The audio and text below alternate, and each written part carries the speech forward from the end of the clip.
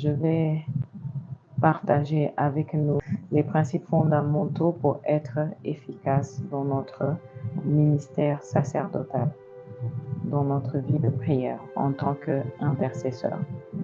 Nous sommes les intercesseurs. Nous avons vu qu'en tant que qui nous sommes en Christ, il a fait de nous un peuple de prêtres, de sacrificateurs. Et donc, dans ce sens, nous avons un ministère envers Dieu et nous avons un ministère envers les hommes. Devant Dieu, nous représentons les hommes et devant les hommes, nous représentons Dieu.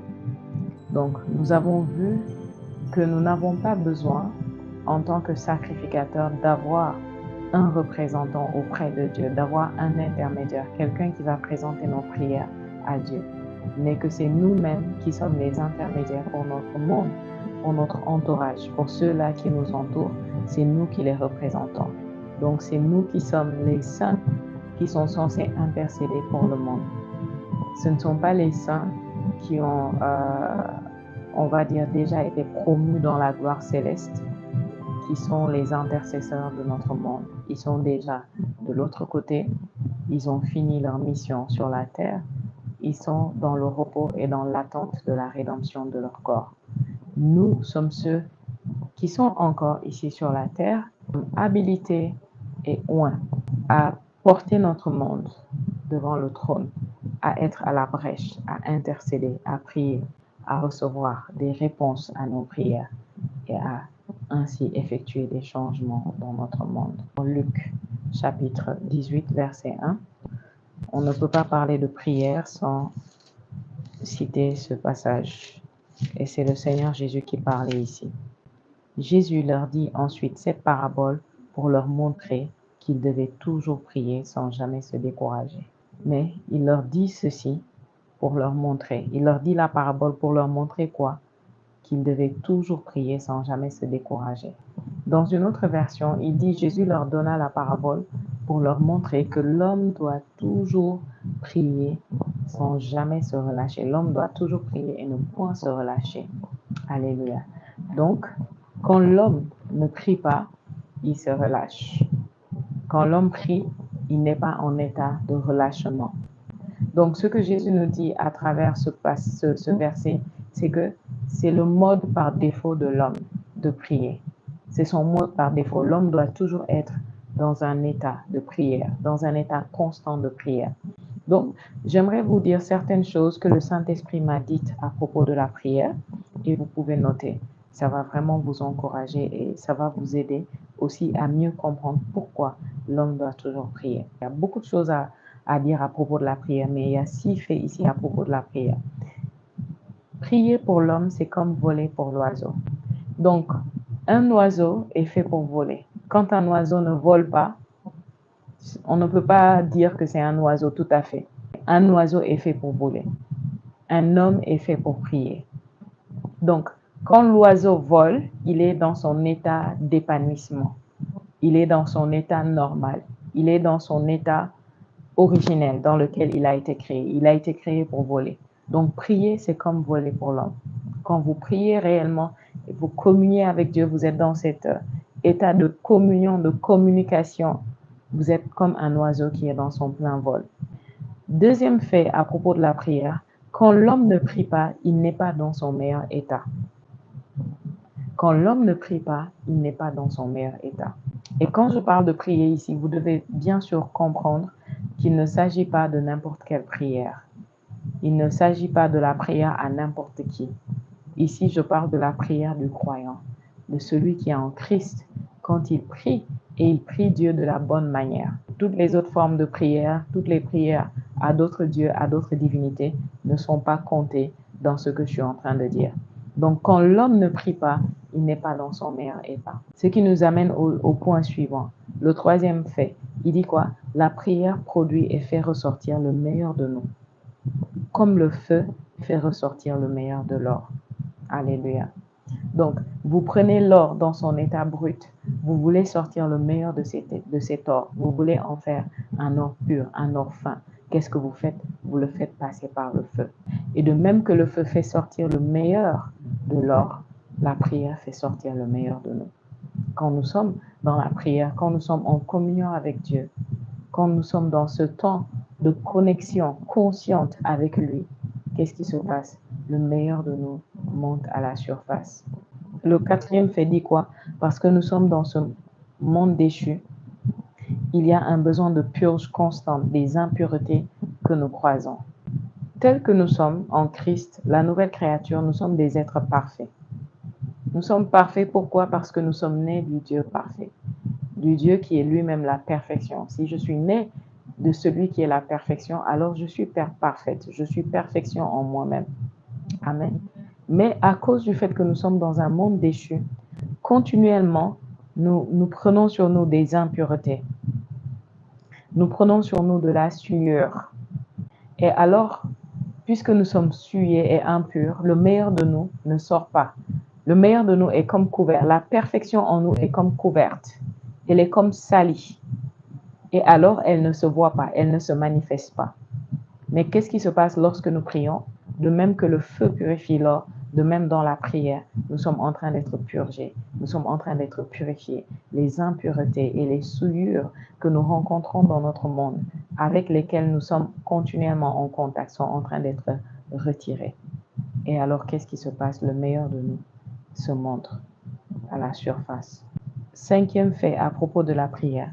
Prier vous connecte à la perspective de Dieu par rapport à tout et à tous et vous élève au-dessus des circonstances. Amen. Dieu est Dieu et il a une manière de voir différente de la manière humaine de voir. Il a une manière de comprendre les choses différente de la manière dont nous comprenons. Parce qu'il est Dieu et étant Dieu, il est omniscient. Il connaît tout. Vous ne voyez pas la pleine image. Vous ne voyez pas, comme Saint Paul l'a dit dans 1 Corinthiens chapitre 13, il dit, à présent, nous regardons comme dans un miroir qui est flou. Vous voyez. Donc, il dit, nous ne connaissons qu'en partie maintenant, dans le monde actuel, dans la vie actuelle. Vous voyez. Nous ne connaissons qu'en partie. Et cela affecte donc notre perspective et notre manière de voir les choses.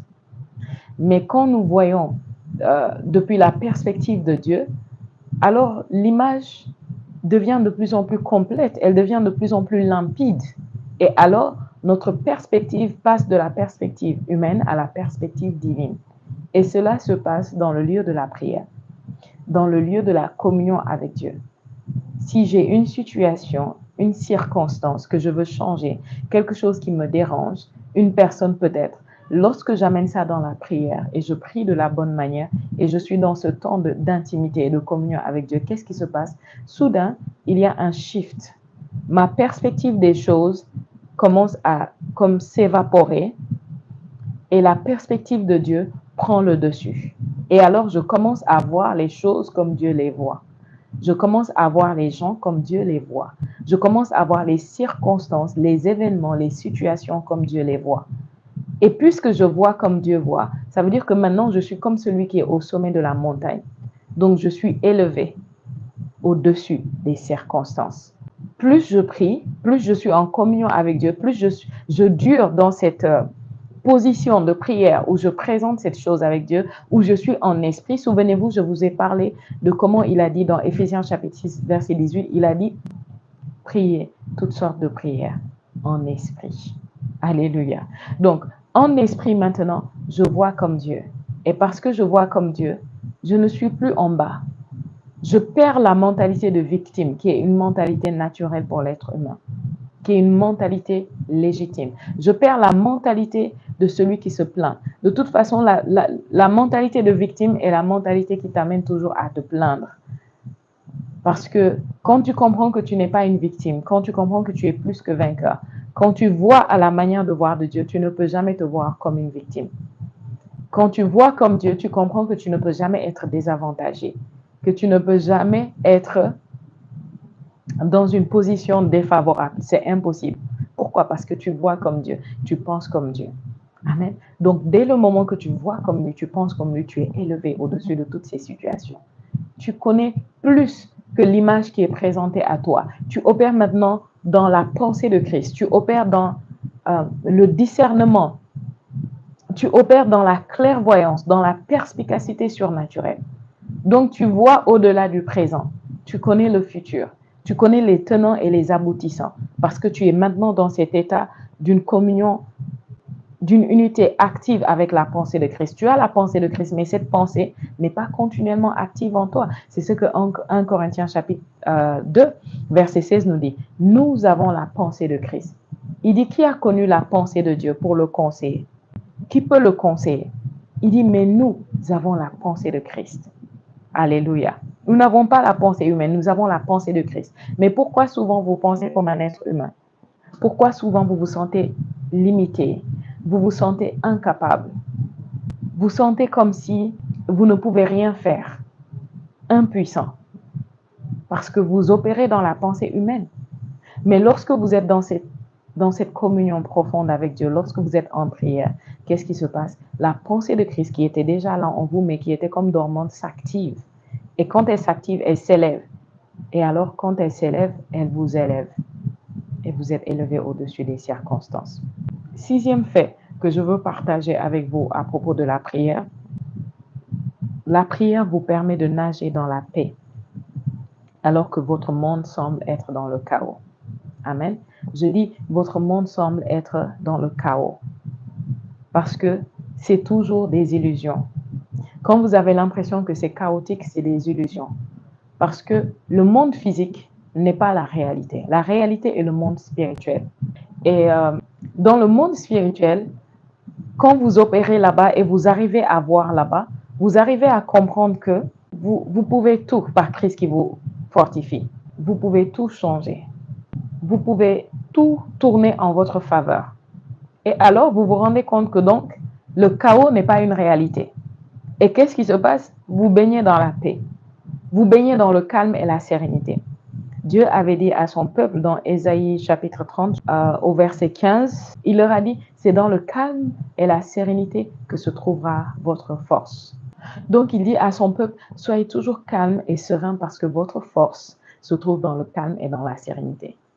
Mais tu n'inventes pas ce calme et cette sérénité. Tu ne peux pas le forcer. Tu dois le trouver là où c'est et faire monter ça à la surface. Et ça se passe dans la prière. Parce que Dieu ne peut jamais paniquer. Dieu ne peut jamais être en état de panique. Dieu ne peut jamais être en stress. Dieu ne peut jamais être en état de réactivité, dans le sens où quelque chose le surprend et là maintenant il doit réagir. Dieu ne réagit pas, Dieu agit. Pourquoi? Parce qu'il est au contrôle. Il est dans cette dimension, dans cette sphère où il est toujours au contrôle. Rien ne le surprend. Souvenez-vous cet épisode où Simon-Pierre est en train de parler avec les collecteurs d'impôts. Ils sont en train de l'intimider.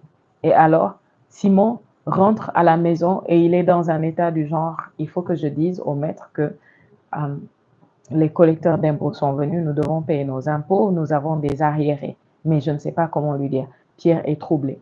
Mais quand il entre, à sa grande surprise, le Seigneur était déjà au courant de la situation. Le Seigneur savait, il n'avait pas besoin. La Bible dit qu'il n'avait pas besoin qu'on le renseigne sur qui que ce soit. Il connaissait le cœur de l'homme. Alléluia. Et donc, il lui dit, va faire telle chose. Quand tu feras, tu auras ce qu'il faut pour payer nos impôts. Amen. Pendant qu'il est dans le jardin avec ses disciples, il leur dit, ceux qui doivent me saisir sont en train d'arriver. Et vous tous, vous allez me laisser seul. Vous allez vous enfuir. Et ils sont en train de nier que non, on ne va pas le faire. Mais pendant que les autres sont en route pour venir, lui, il sait déjà qu'ils sont en route. Donc, il n'est pas surpris, il n'est pas pris au dépourvu. Et il n'est jamais, jamais pris au dépourvu. Donc, Dieu est toujours dans un état de sérénité. Pourquoi? Parce qu'il est au contrôle, quel que soit ce qui se passe autour de lui. Maintenant, quand vous entrez dans la communion avec lui, quand vous priez, quand vous êtes dans cet état de prière, de communion profonde avec Dieu, il vous communique, il vous impartit cette paix. Il vous impartit cette shalom de Dieu. Amen. Vous êtes imparti de ça. Soudain, vous regardez autour de vous, c'est comme s'il y a le chaos, mais vous êtes surpris. Pourquoi vous êtes en paix? Pourquoi vous êtes serein? Pourquoi vous êtes calme? Pourquoi vous avez le sourire? Pas que vous faites semblant. Vous ne faites pas semblant, mais vous avez le sourire. Pourquoi? Parce que vous savez que vous êtes au contrôle. Qu'est-ce qui s'est passé? Dans le lieu de la prière, vous avez été imparti de la shalom de Dieu. Jésus est dans le bateau, il y a des troubles, les vagues sont violentes, il y a le vent, Les pêcheurs professionnels qui n'ont connu que la pêche et l'océan toute leur vie, c'est ce qu'ils ont connu. Ils sont dans la panique. Ils désespèrent de perdre la vie. Mais lui, il est dans la paix. Il dort tranquillement. C'est ce genre de paix. Amen. C'est pourquoi il a dit dans Philippiens chapitre 4, il a dit, ne vous inquiétez de rien. Ne soyez anxieux pour rien. Ne soyez stressés pour rien. Amen. Mais en toute chose, faites connaître vos besoins à Dieu par des prières, des supplications, des actions de grâce. Amen. Vous vous souvenez, je vous ai expliqué le mot supplication l'autre fois. C'est pas genre supplier comme un mendiant, mais faire des pétitions. Il dit, faites connaître vos besoins à Dieu. Et la paix de Dieu qui surpasse toute compréhension, toute intelligence, toute explication humaine, cette paix de Dieu gardera vos cœurs et vos pensées en Christ Jésus. Amen. Où est-ce que ça se passe? Dans le lieu de la prière, dans le lieu de la communion avec Dieu. Donc, si on doit simplifier ou tweeter ce verset, qu'est-ce qu'on va dire? On va dire, ne vous inquiétez de rien, priez à propos de tout. Tout ce qui est assez important pour être un sujet d'inquiétude ou de stress ou d'angoisse est assez important pour être un sujet de prière. Il a dit dans 1 Pierre chapitre 5, il a dit, déchargez-vous sur lui de tous vos fardeaux, car lui-même prend soin de vous. J'aime la version où il dit, déchargez-vous sur lui de toutes vos préoccupations, car lui-même se préoccupe de vous. Donc Dieu et moi, nous ne pouvons pas nous préoccuper de la même chose en même temps.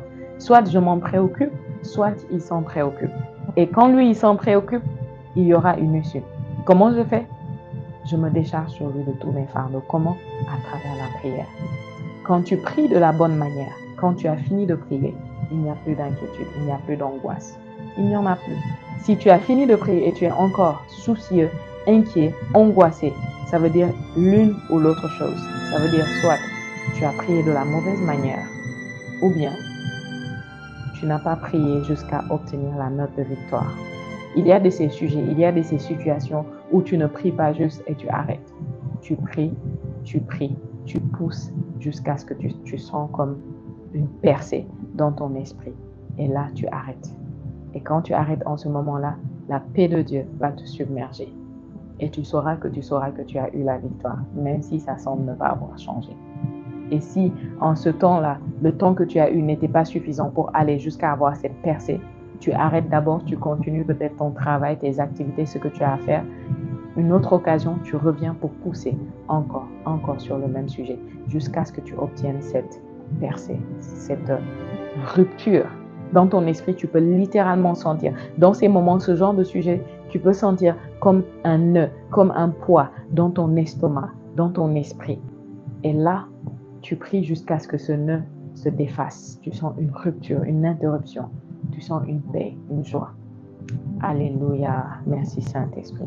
Donc, je voulais vous donner ces faits juste pour vous encourager à être des hommes, des femmes de prière. Amen.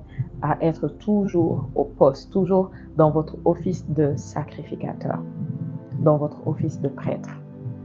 Toujours en train de jouer votre rôle sacerdotal. Vous avez un glorieux sacerdoce en Christ. Amen. Vous êtes loin pour vous tenir devant Dieu et obtenir des réponses, obtenir l'exaucement, obtenir des changements. Merci Saint-Esprit.